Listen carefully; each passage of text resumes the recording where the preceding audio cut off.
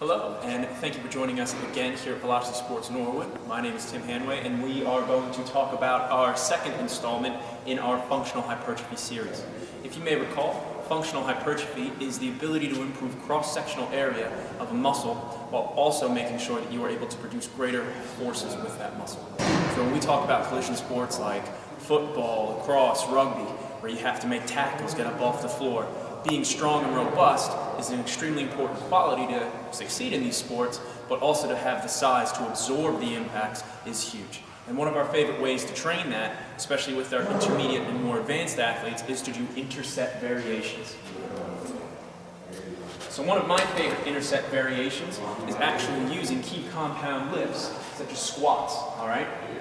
So in this particular example here, we have a superset between a front squat and a back squat.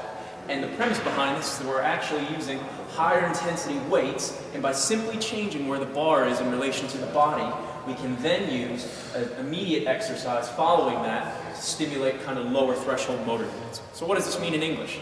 Basically, we do a maximal strength set of a front squat with a challenging 5. We get about 30 seconds rest, and then we repeat that exercise, but in a back squat variation, using a more prolonged tempo. The reason we can do this is because a back squat and a front squat are related, and usually a person's or an athlete's maximal front squat is about 85% of their back squat. So as I said, simply just changing the bar placement actually changes how this body responds to this exercise.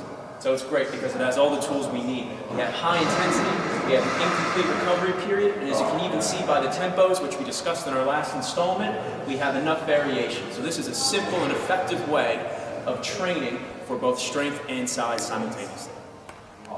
Here we have Richie Whalen yet again performing our kind of tempo series. And as I mentioned earlier, today we are going to actually use one of my two favorite kind of pairings with regards to building functional hypertrophy. So in this case, Richie is first going to perform a front squat, trying to use a heavy 5-rep max type load. Because Richie is in the middle of a warm-up set, we are not actually going to load him today just to get an idea of kind of what the ebb and flow of this pairing looks like. So Richie would then perform his front squat, 4 sets of 5 on a 2-0-x-0 tempo. We give him about 30 seconds, and then without changing anything on the bar, he immediately goes into a back squat, performing 4 sets of about 6, but now with a slightly more exaggerated eccentric phase. So Richie, without further ado.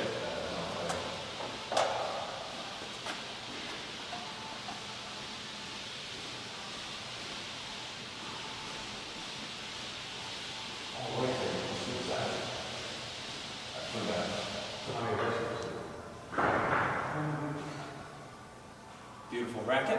30 seconds on the clock. Go into the back squat. Cool. So 30 seconds have just about now elapsed. So now the athlete gets into a high bar back squat position. 3 seconds now down, Rich.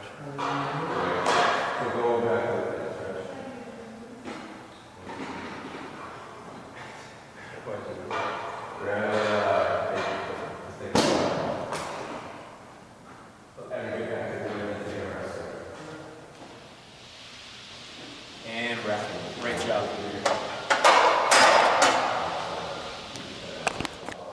So now you've seen one of my favorite exercise pairings here at Velocity that we use for our football players to not only put on strength, but size in the off-season.